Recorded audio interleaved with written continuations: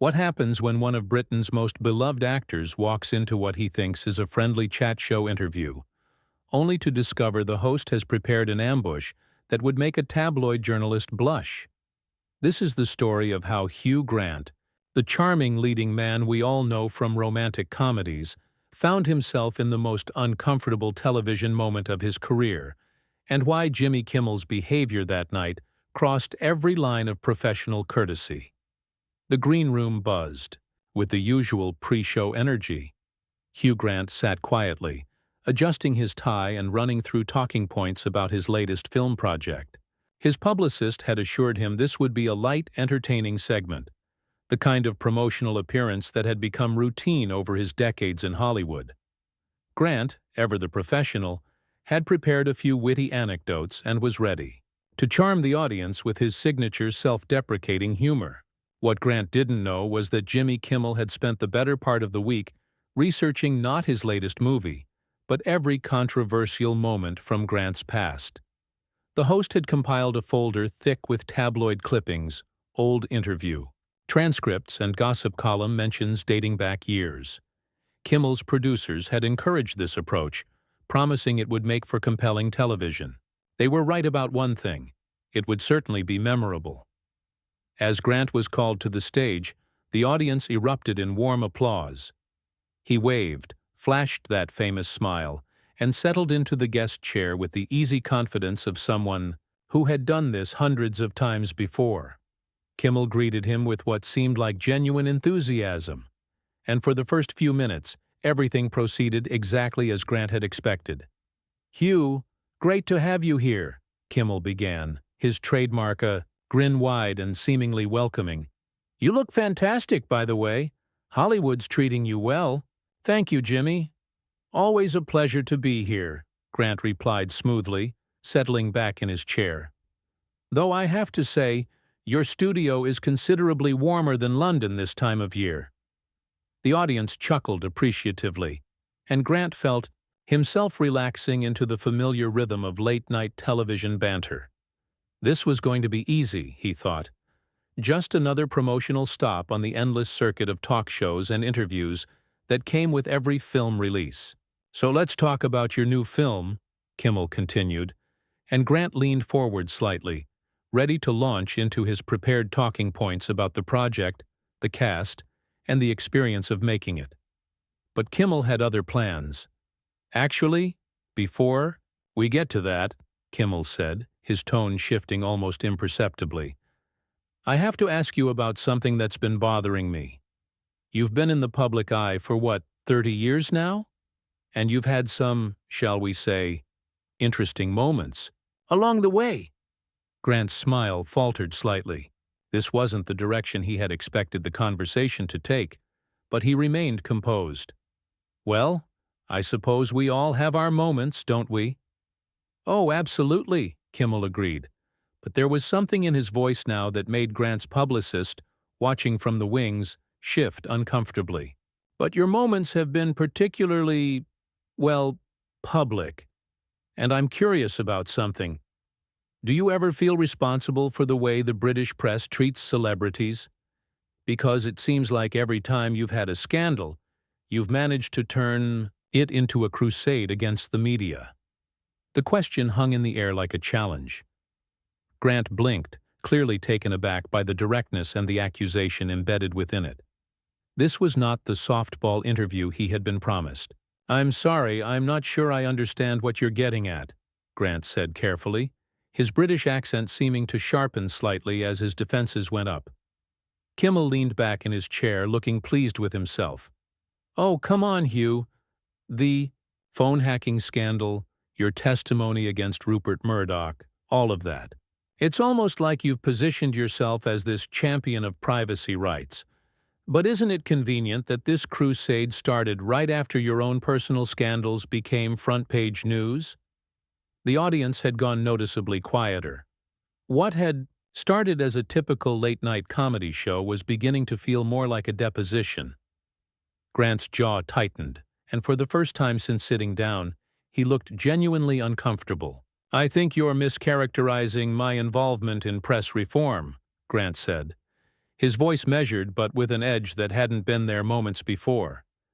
The phone hacking scandal affected thousands of people, not just celebrities. Families of murder victims, ordinary citizens who had their privacy violated in the most despicable ways. Right. Kimmel nodded, but his expression suggested he wasn't buying it. But let's be honest here. Your interest in press reform really ramped up after your own troubles, didn't it? It's almost like you decided that if you couldn't beat them, you'd try to regulate them out of existence. Grant's famous charm was rapidly evaporating. I think you're being rather unfair, Jimmy. And frankly, I'm not sure what this has to do with my new film, which I thought was why I was here. Oh, we'll get to the film, Kimmel said dismissively. But I think our audience is more interested in the real Hugh Grant, don't you think? The one behind all those charming romantic comedies. The tension in the studio was now palpable. Grant's publicist was frantically gesturing to the producers, trying to get them to steer the conversation back on track, but Kimmel was clearly just getting started. You know what I find fascinating about you, Hugh? Kimmel continued, his voice taking on an almost mocking tone. You've built this entire persona around being the bumbling, self-deprecating English gentleman. But the reality is quite different, isn't it? Behind the scenes, you're actually quite calculating, quite ruthless when it comes to protecting your image. Grant sat forward in his chair, his composure finally beginning to crack. I'm sorry, but I really don't appreciate the tone you're taking here. I came on your show to talk about my work, not to be psychoanalyzed by someone who, frankly, doesn't know the first thing about me or my motivations. The audience was dead silent now, sensing that something was going very wrong. This wasn't the playful ribbing that was typical of late-night television. This felt personal, aggressive, and completely out of line. Kimmel, however, seemed energized by Grant's discomfort. Oh, but I think I do know something about you, Hugh. I think I know that you're someone who's very good at playing the victim when it suits you, but very quick to go on the attack when someone challenges your carefully constructed image. This is ridiculous, Grant said, his voice rising slightly. What exactly are you trying to accomplish here? Because if you think ambushing your guests is good television, I can assure you it's not. Ambushing? Kimmel laughed. Hugh, these are legitimate questions about your public record. If you can't handle a few tough questions, maybe you shouldn't be in the public eye. That was the moment when Hugh Grant realized he had walked into a trap. This wasn't an interview gone wrong. It was a deliberate attempt to humiliate him on national television, and Jimmy Kimmel was enjoying every second of it. The realization hit Grant like a cold slap. He had been in this business long enough to recognize when someone was deliberately trying to destroy him, and that's exactly what was happening. Kimmel wasn't interested in promoting Grant's film or having an entertaining conversation. He wanted to tear down one of Britain's most respected actors for the sake of viral clips and social media buzz. You know what, Jimmy? Grant said, his voice now carrying the full weight of his aristocratic upbringing and decades of professional experience. I think I'm beginning to understand what's happening here. You've decided that your ratings are more important than basic human decency, and you're willing to ambush a guest to get your moment of manufactured drama. Kimmel's grin widened, clearly pleased that he had gotten under Grant's skin. Oh, here we go. Now I'm the bad guy because I'm asking you questions you don't want to answer. This is exactly what I'm talking about, Hugh. You can dish it out when you're criticizing the press, but you can't take it when someone holds up a mirror to your own behavior. A mirror? Grant's voice was incredulous. Is that what you call this ambush? Because from where I'm sitting, it looks more like a hatchet job masquerading as journalism. The audience was now completely silent, sensing that they were witnessing something unprecedented. This wasn't the usual scripted banter of late-night television. This was two men genuinely going at each other's throats, and it was deeply uncomfortable to watch. Kimmel leaned forward, his eyes gleaming with what could only be described as predatory satisfaction. You want to talk about hatchet jobs? Let's Talk about how you've systematically tried to destroy the careers of journalists who've dared to report on your personal life. Let's talk about the lawsuits, the intimidation tactics, the way you've used your wealth and connections to silence people who were just doing their jobs. Grant's face had gone pale, but his voice remained steady. Those journalists, as you call them, were criminals who hacked into people's phones, bribed police officers, and destroyed lives for profit. If standing up to that makes me the villain in your story, then I'll wear that badge proudly. How convenient, Kimmel shot back. But what about the photographers you've assaulted? What about the reporters you've threatened? Are they all criminals too? Or are you just someone who can't handle being held accountable for your actions? The accusation hung in the air like a toxic cloud. Grant's hands were now visibly shaking with anger, and his famous composure was hanging by a thread. This was character assassination at its most vicious, and it was being broadcast to millions of people. I have never assaulted anyone, Grant said, his voice dangerously quiet. And the fact that you would make such an accusation on national television without a shred of evidence tells me everything I need to know about your character. Kimmel laughed, actually laughed, as if Grant's outrage was somehow amusing. Oh, please, Hugh. We all know about your temper. We all know about the incidents.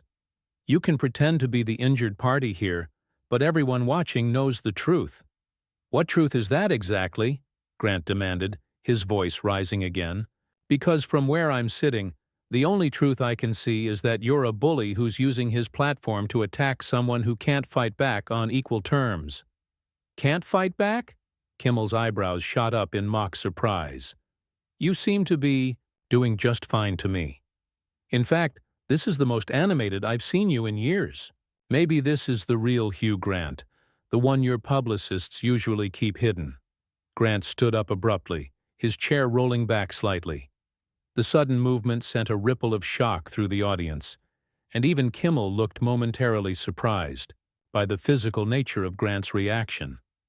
I think we're done here, Grant said, his voice carrying an authority that cut through the studio like a blade.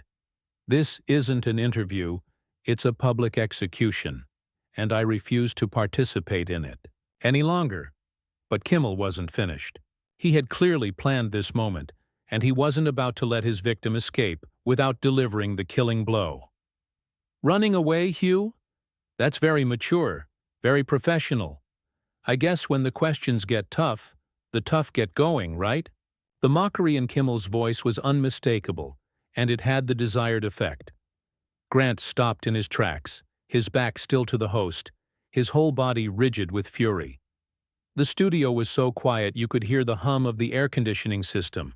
Actually, Jimmy, Grant said, turning back to face his tormentor, I think our audience deserves to know what kind of person you really are. Because this isn't about me, is it?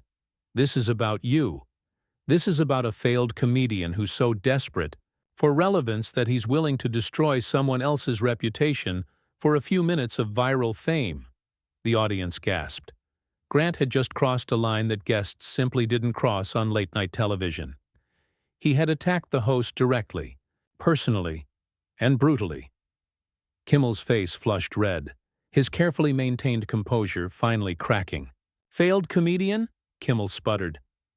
I've been hosting this show for over 2 decades. I've interviewed presidents, movie stars, musicians. What have you done lately besides complain about the press? What have I done? Grant's voice was now laced with aristocratic disdain. I've made films that have brought joy to millions of people. I've raised millions for charity. I've stood up to some of the most powerful media moguls in the world to protect ordinary people's privacy. And I've done it all without having to resort to bullying my guests for cheap laughs. Kimmel was clearly losing control of the situation. This wasn't how it was supposed to go. Grant was supposed to crumble under the pressure, maybe storm off in a huff, providing Kimmel with the perfect victim narrative. Instead, Grant was fighting back, and he was winning. You want to talk about bullying? Kimmel said, his voice becoming shrill. What about the way you've treated women? What about your pattern of cheating, lying, and then playing the victim when you get caught? The personal nature of the attack was breathtaking in its cruelty. Grant's personal relationships, his mistakes, his private pain, all of it was being weaponized for the entertainment of a television audience. But if Kimmel thought this would be the final blow that would send Grant fleeing from the stage, he had badly miscalculated. Grant smiled, but it wasn't his famous, charming smile. This was something colder, more dangerous. "Jimmy, you've just made the biggest mistake of your career, because now I'm going to tell everyone exactly what kind of man you are and exactly how you treat the people who are unfortunate enough to work with you." The threat in Grant's voice was unmistakable, and for the first time since the interview began, Kimmel looked genuinely uncomfortable. He had pushed too far, gotten too personal, and now he was about to face the consequences. Grant wasn't just some actor promoting a movie anymore. He was a man who had been pushed beyond his breaking point, and he was ready to fight back with everything he had. "Oh, please," Kimmel said, trying to regain his composure, but his voice betrayed his nervousness. "What are you going to do, Hugh? Write a strongly worded letter to my network? Sue me for asking questions you don't like?" Grant took a step closer to Kimmel's desk, his presence suddenly commanding the entire studio. "No, Jimmy, I'm going to do something much worse than that. I'm going to tell the truth. About how you treat your staff, about the way you bully people. Behind the scenes, about the real Jimmy Kimmel that your audience never gets to see." The color drained from Kimmel's face. Whatever Grant was referring to, it was clearly something Kimmel didn't want discussed in public. The host's cocky demeanor was rapidly crumbling, replaced by something approaching panic. "You don't know what you're talking about," Kimmel said quickly, but his voice lacked conviction. "You're just trying to deflect attention from your own problems." "Am I?" Grant's voice was deadly calm now. "Then let's talk about Sarah Martinez, shall we? Remember her? Your former assistant who quit after you screamed at her in front of the entire writing staff because she brought you the wrong coffee? Or should we discuss David Chen, the cameraman you had fired because he accidentally got you in an unflattering angle during a commercial break?" Kimmel's mouth opened and closed like a fish gasping for air. These weren't public scandals. These were private incidents that had happened behind closed doors, witnessed only by his staff. The fact that Grant knew about them suggested he had been doing his own research, talking to people, gathering ammunition. That's completely taken out of context," Kimmel stammered. "Those were isolated incidents, workplace disagreements. Everyone knows I'm demanding about my show." "Demanding?" Grant's eyebrows rose. "Is that what you call it when you throw scripts at your writers? When you mock your guests in the green room before they come on stage? When you place bets with your producers about which celebrities you can make cry during interviews?" The audience was now completely riveted. This wasn't just a fight between two celebrities anymore. This was a complete exposure of how one of America's most popular talk show hosts behaved when the cameras weren't rolling, and it was devastating. Kimmel was sweating now, his carefully styled hair beginning to show damp patches. "Hugh, I think you should sit down. You're clearly upset, and you're saying things you're going to regret." "Regret?" Grant laughed, but there was no humor in it. "The only thing I regret is not speaking up sooner. Do you know what your own staff calls you behind your back, Jimmy? They call you the tyrant. They have a group chat where they warn each other about your moods, where they share strategies for avoiding your tantrums." The revelation hit Kimmel like a physical blow. His carefully constructed public image as the fun, relatable late-night host was being systematically destroyed in front of millions of viewers. He looked desperately toward his producers, silently pleading for them to cut to commercial, to end this nightmare. "You want to know why I really came on your show tonight, Jimmy?" Grant continued, his voice now carrying the full weight of his fury. "It wasn't to promote my film. It was because I heard about what you were planning. I heard about your little ambush, your folder of research, your plan to humiliate me for entertainment value, And I decided it was time someone showed you what it feels like to be on the receiving end. Kimmel's face went completely white. You knew? But how could you? Did you really think your staff loyalty was so absolute that no one would warn me? Grant's smile was razor sharp. People talk, Jimmy, especially when they're tired of working for a bully who treats them like garbage, especially when they're offered a chance to work with producers who actually respect their employees. The implication was clear. Grant hadn't just come prepared to defend himself. He had come to destroy Kimmel professionally. He had been recruiting Kimmel's own staff, turning them against their boss, gathering intelligence for this very moment.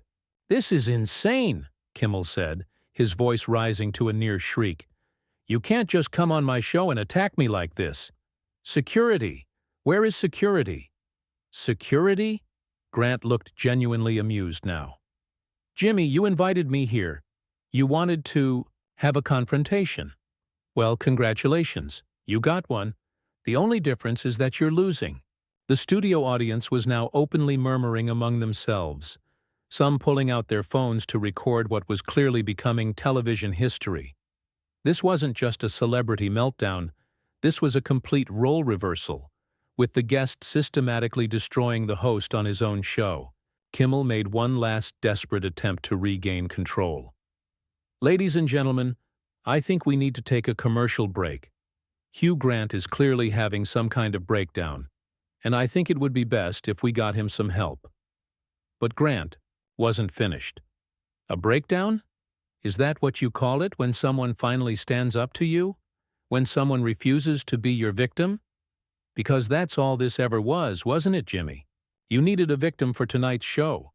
Someone you could tear down to make yourself feel bigger, and you chose me." "That's not, I never," Kimmel tried to interrupt, but Grant's voice rose over his protests. "You know what the truly pathetic part is? You actually thought you were clever. You thought you had found the perfect target, someone who wouldn't fight back, someone who would just take your abuse and smile politely while you destroyed them. But you made one crucial mistake. Jimmy, you forgot that I've been dealing with bullies like you my entire career, and I've learned how to fight back." The moment stretched on, thick with tension, and the weight of careers being destroyed in real time. Kimmel sat behind his desk, no longer the confident host who had begun the interview. He looked small, defeated, exposed for what he really was, beneath the carefully crafted television persona. Finally, Grant turned to the audience, his voice calm and dignified despite everything that had just transpired. "Ladies and gentlemen, I apologize that you had to witness this. You came here expecting entertainment, and instead you got a masterclass in how power corrupts and how bullies behave when they think no one is watching. I hope you'll remember this the next time someone tries to tell you that celebrities deserve whatever treatment they get from the media." With that, Hugh Grant walked off the stage, leaving Jimmy Kimmel sitting alone at his desk, his show in ruins, his reputation destroyed, and his career hanging by a thread. The audience sat in stunned silence, trying to process what they had just witnessed, the complete and utter destruction of one of late-night television's biggest names by a man who had simply refused to be a victim. As Grant disappeared into the wings, Kimmel finally managed to speak, his voice barely a whisper. "We'll be right back after these messages." But everyone in that studio knew that nothing would ever be the same again.